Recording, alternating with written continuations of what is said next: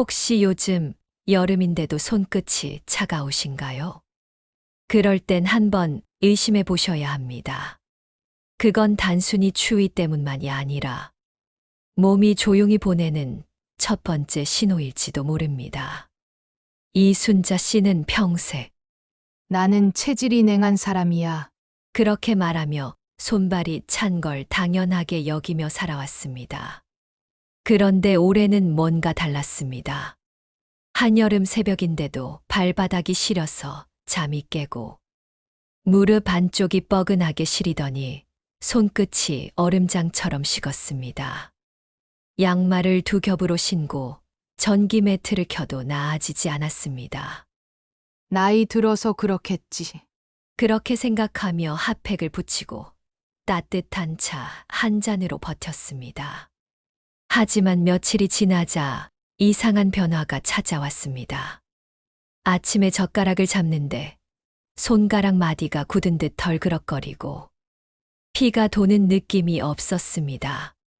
심지어 며칠 전부터는 조금만 걸어도 숨이 차고 다리가 쉽게 붓기 시작했습니다.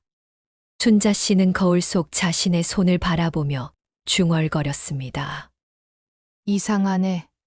왜 이리 피곤하지? 남편이 말했습니다. 그냥 나이 들어서 그래. 병원 가봤자 괜찮다잖아. 순자 씨는 대답했습니다. 그래, 별일 아니겠지. 하지만 그날 밤 잠을 이루지 못했습니다. 발끝이 시려서 이불 속에서도 계속 몸을 웅크렸습니다. 무릎에서는 딱딱 소리가 나고 종아리에는 밤마다 쥐가 났습니다. 왜 이렇게 자꾸 시린 거지? 몸의 온도가 내려가는데 마음까지 식어가는 느낌이었습니다. 다음 날 평소처럼 식탁에 앉아 밥을 먹던 중이었습니다. 갑자기 가슴 한가운데가 쿡 하고 조여오더니 숨이 막혔습니다. 얼굴이 하얗게 질리고 손에 힘이 풀렸습니다. 한참을 숨 고르고 나서야 겨우 진정되었습니다. 놀라서 그랬겠지. 그렇게 스스로를 달래며 식사를 마저 하셨지만 그날 밤 손끝은 그 어느 때보다 더 차가웠습니다. 하지만 그 차가움은 단순한 냉기가 아니었습니다. 몸 깊은 곳에서 이미 심장이 보낸 첫 번째 경고음이 시작되고 있었던 겁니다. 우리 몸은 말을 하지 않습니다. 대신 신호를 보냅니다. 손이 차고 무릎이 시리고 밤마다 종아리에 쥐가 나는 것. 그건 단순히 나이 탓이 아니라 혈액순환이 느려지고 심장의 펌프가 약해지고 있다는 신호입니다. 순자 씨는 거울 앞에 서서 자신의 손을 한참 바라봤습니다. 내 손이 이렇게 차가웠나? 언제부터였지? 그 순간 몸이 아니라 삶 전체가 식어가는 기분이 들었습니다. 그녀는 문득 젊은 시절을 떠올렸습니다.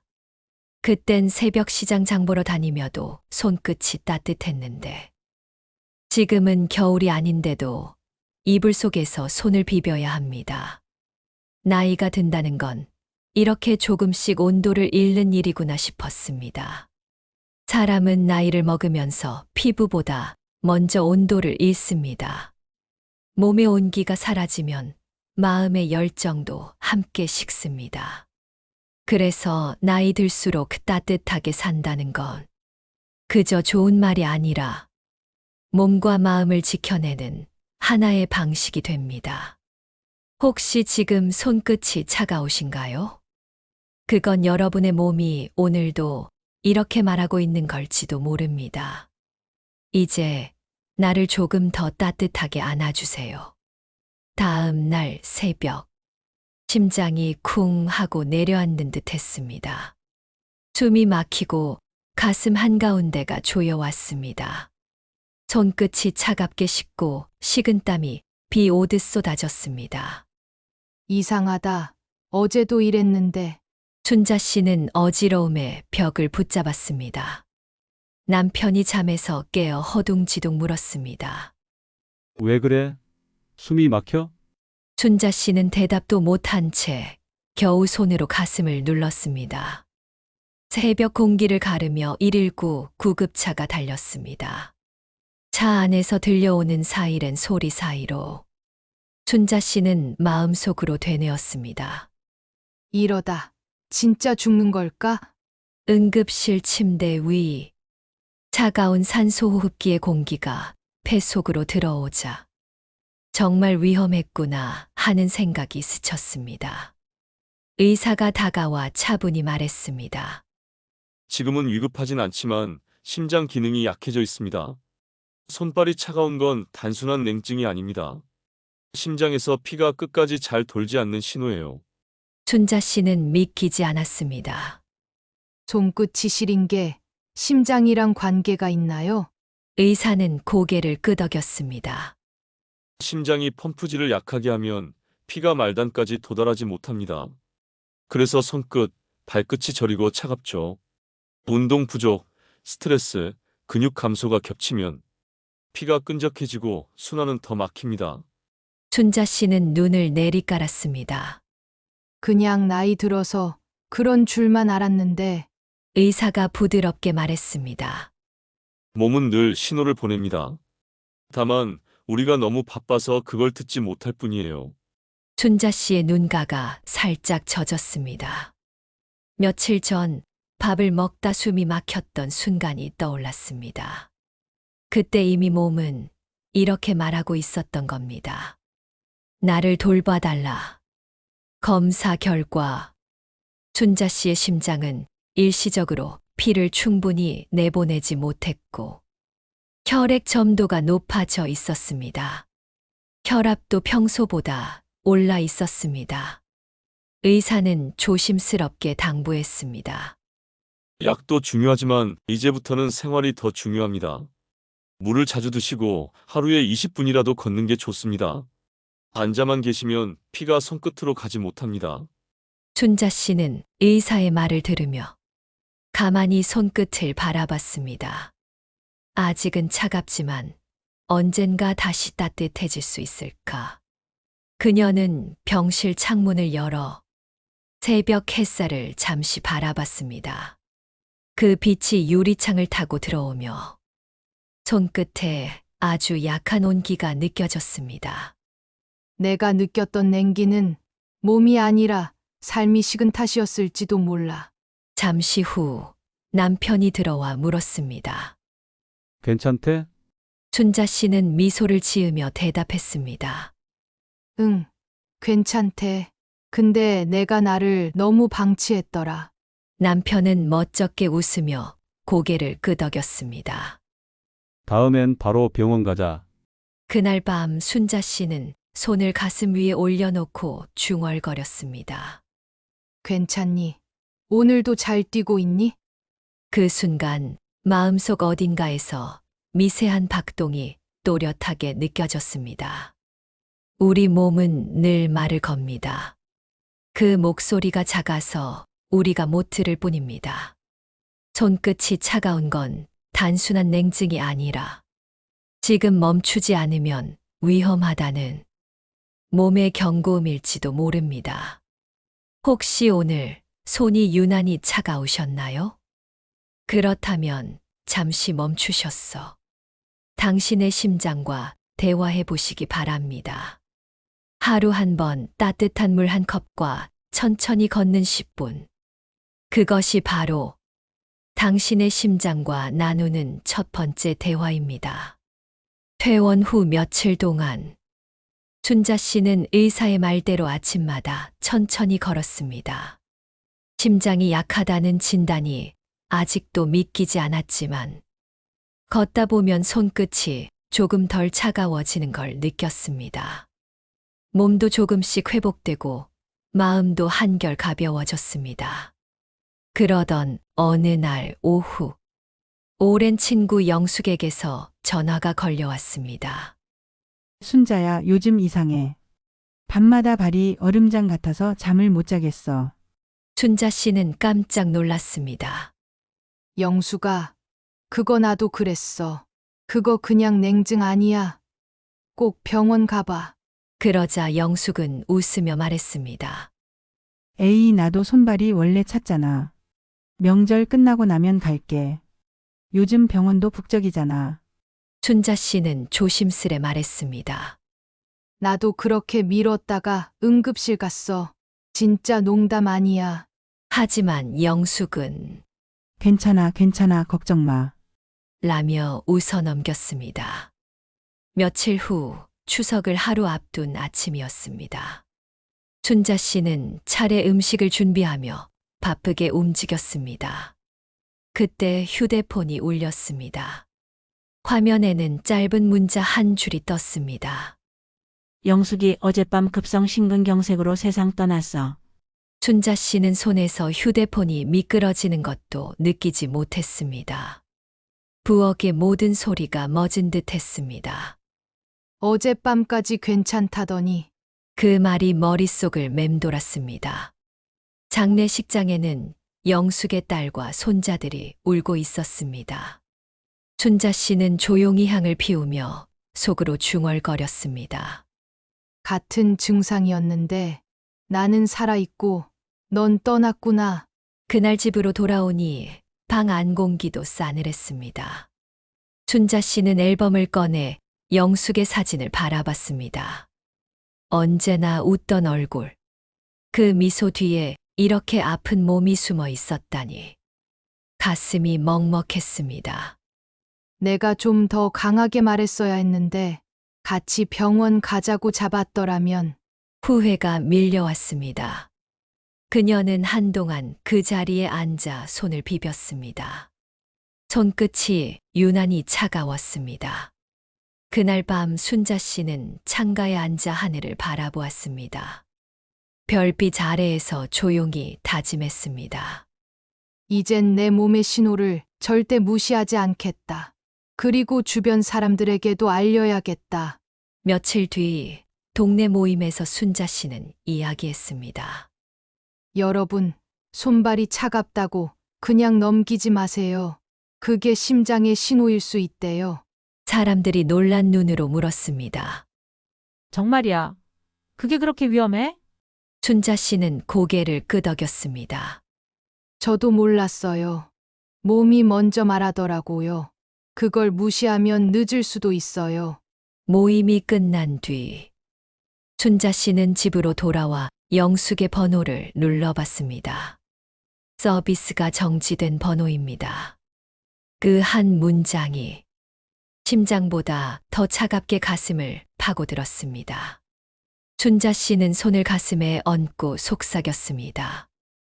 영수가, 내가 남긴 신호, 내가 대신 전할게. 그리고 조용히 미소 지었습니다. 우리 모두 손끝이 식기 전에 서로의 안부부터 물읍시다. 몸이 보내는 신호를 듣는 것. 그게 진짜 건강의 시작입니다. 영숙의 장례가 끝난 뒤 순자 씨는 한동안 멍하니 시간을 보냈습니다.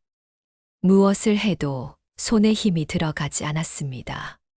하지만 마음 한켠에서 이런 생각이 들었습니다. 영숙이는 떠났지만 나는 아직 살아있다. 그렇다면 이제부터라도 달라져야 하지 않을까. 그제야 깨달았습니다. 손발이 차가운 건 단순히 혈액의 문제가 아니라 삶 전체가 식어버린 결과였습니다. 순자 씨는 병원에서 받은 진단서를 다시 꺼냈습니다. 심장 기능 저하, 혈액 점도 상승, 근육량 감소. 의사의 말이 귓가에 남았습니다. 이건 약보다 생활이 더 중요합니다. 그 말이 자꾸 마음을 두드렸습니다. 그녀는 그동안의 하루를 찬찬히 떠올렸습니다. 아침은 늘 커피 한 잔으로 때우고, 점심은 김밥 한 줄로 버티며, 저녁엔 TV 앞에서 말없이 밥을 먹었습니다. 밖에 나가는 일도, 사람을 만나는 일도 점점 줄어들었습니다. 하루 종일 마신 물은 반컵 남짓. 그런 생활이 몇 년이나 됐을까? 순자 씨는 거울 속 자신에게 조용히 물었습니다. 피부는 푸석했고 눈빛은 힘이 없었습니다. 이래서 피가 돌지 않았던 거구나. 그날 이후 그녀는 작게나마 변화를 시작했습니다. 아침엔 커피 대신 미지근한 물 한 컵으로 하루를 열었습니다. 처음엔 밍밍해서 금방 내려놓았지만 며칠 뒤엔 그 한 컵이 몸을 깨우는 신호처럼 느껴졌습니다. 삶은 달걀 하나, 따뜻한 국 한 그릇을 챙겨 먹었습니다. 오전에는 동네 골목을 천천히 걸으며 햇살을 얼굴에 맞았습니다. 바람이 아직 차가웠지만 그 안에 묘한 기운이 느껴졌습니다. 그래, 이게 순환이구나. 처음엔 다리가 후들거렸지만 며칠이 지나자 발끝의 시림이 줄었습니다. 손끝의 색도 희미하게 돌아왔습니다. 그녀는 하루 동안 물병을 곁에 두고 조금씩 마셨습니다. 밤이 되면 다리를 벽에 올려 혈류를 돕고 손목과 발목을 천천히 돌렸습니다. 몸을 덮는 것보다 피를 돌게 하는 게 먼저다. 의사의 말이 떠올랐습니다. 그 말은 단순한 조언이 아니라 삶을 다시 움직이게 하는 주문 같았습니다. 그리고 또 하나의 변화. 순자 씨는 매일 저녁 친구나 이웃 한 명에게 전화를 걸었습니다. 오늘 하루 어땠어요? 그 짧은 안부 한마디가 생각보다 큰 온기를 주었습니다. 전화를 끊을 때면 손끝이 조금 더 따뜻해지는 걸 느꼈습니다. 외로움은 혈관을 좁히고 대화는 마음의 온도를 높여준다는 걸 그제야 알았습니다. 순자 씨는 웃음이 났습니다. 나는 지금 내 삶의 피를 다시 돌리고 있구나. 하루가 저물 무렵 창문을 열고 손끝을 내밀었습니다. 밤 공기는 여전히 차가웠지만 그 속에서도 분명한 온기가 느껴졌습니다. 영수가 내가 남긴 신호 덕분에 내 몸이 다시 살아났어. 그녀는 스스로에게 약속했습니다. 이제부터는 내 몸을 함부로 대하지 않겠다. 오늘의 피로를 내일로 미루지 않겠다. 그리고 무엇보다 내 안의 온기를 잃지 않겠다. 순자 씨는 미소를 지으며 중얼거렸습니다. 몸이 따뜻해지니까 마음도 덩달아 따뜻해지네. 우리의 냉기는 단순히 몸의 문제가 아닙니다. 움직이지 않는 습관, 차가운 식사, 그리고 외로움이 만들어낸 결과입니다. 건강은 거창한 것이 아닙니다. 걷는 걸음 하나, 따뜻한 밥 한 숟가락, 그리고 건네는 한마디 안부. 그것이 식은 몸을 데우고 삶의 온도를 되찾는 가장 확실한 방법입니다. 그날 이후 순자 씨는 달라진 자신을 느꼈습니다. 손끝의 냉기가 아직 남아 있었지만 마음은 이미 조금씩 따뜻해지고 있었습니다. 이제는 내 몸과 매일 대화하며 살아야겠다. 병원에서 돌아온 지 일주일째 되던 날, 손끝의 온기가 아주 조금 돌아왔습니다. 순자 씨는 미소 지으며 중얼거렸습니다. 이제부터 딱 2주만 진심으로 해보자. 눈을 뜨면 제일 먼저 미지근한 물 한 컵을 천천히 마셨습니다. 그 따뜻한 물이 목을 타고 내려갈 때 심장이 조용히 리듬을 되찾는 느낌이었습니다. 이건 그냥 물이 아니라 내 하루의 시동이야. 그녀는 그렇게 스스로를 다독였습니다. 삶은 달걀 하나, 따뜻한 국 한 그릇. 커피 대신 보리차로 입안을 데우자 몸 안에서부터 온기가 피어올랐습니다. 아침 식사 후 동네 골목을 천천히 걸었습니다. 처음엔 숨이 찼지만 며칠 뒤엔 심장이 더 강하게 뛰는 걸 느꼈습니다. 걷는 동안 발끝이 바닥을 딛는 감각이 선명해졌습니다. 걷는 건 내 피를 돌게 하는 가장 쉬운 약이구나. 순자 씨는 하루 3번, 식사 후 10분씩 걷는 걸 자신과의 약속으로 정했습니다. 비가 오는 날엔 거실을 천천히 돌며 발목을 들었습니다. 그 단순한 걸음 하나가 멈춰 있던 자신을 다시 움직이게 했습니다. 그녀는 하루 1리터의 물을 4번 나누어 마셨습니다. 아침, 점심, 저녁 잠들기 전 잔 하나씩. 물 한 컵을 마실 때마다 피가 돌고 있다는 생각을 되뇌었습니다. 물은 갈증을 푸는 게 아니라 몸속의 피를 깨우는 일이었습니다. 춘자 씨는 TV를 보며 의자에 앉아 종아리 펌핑 운동을 했습니다. 발끝을 들었다 내리고 손목과 발목을 돌리며 이 작은 움직임이 내 심장을 돕고 있구나. 그 생각만으로도 몸이 조금씩 뜨거워졌습니다. 그날 아침 순자 씨는 깨달았습니다. 손끝이 따뜻해진 건 단지 혈액 때문이 아니라 마음이 다시 세상과 연결되었기 때문이라는 걸. 그녀는 친구들에게 전화를 걸었습니다. 오늘은 손끝이 좀 따뜻해졌어. 그러자 친구가 웃으며 말했습니다. 내 얘기 듣고 나도 물 챙겨 마시고 있어. 짧은 통화였지만 그날 밤 손끝이 유난히 따뜻했습니다. 몸의 순환만이 아니라 마음의 순환이 함께 돌기 시작한 것이었습니다. 2주가 지났습니다. 춘자 씨는 아침 햇살 아래 손끝을 바라봤습니다. 얼음장 같던 손이 이제는 자기 체온으로 천천히 데워져 있었습니다. 그녀는 미소 지었습니다. 내 몸이 다시 나를 믿기 시작했구나. 이제 순자 씨는 매일 같은 시간에 걷고 매 끼니를 챙기며 하루에 한 사람에게 안부를 전합니다. 그 평범한 일상이 몸과 마음의 온기를 함께 되돌려 주었습니다. 우리의 몸은 고장이 아니라 습관의 기록입니다. 그 기록은 언제든 다시 쓸 수 있습니다. 오랫동안 식어 있던 삶도 작은 관심과 반복으로 다시 따뜻해질 수 있습니다. 따뜻한 물 한 컵, 10걸음의 산책, 누군가의 이름을 부르는 목소리, 그 3가지가 식은 몸을 데우고 차가운 인생을 다시 움직이게 하는 진짜 약입니다.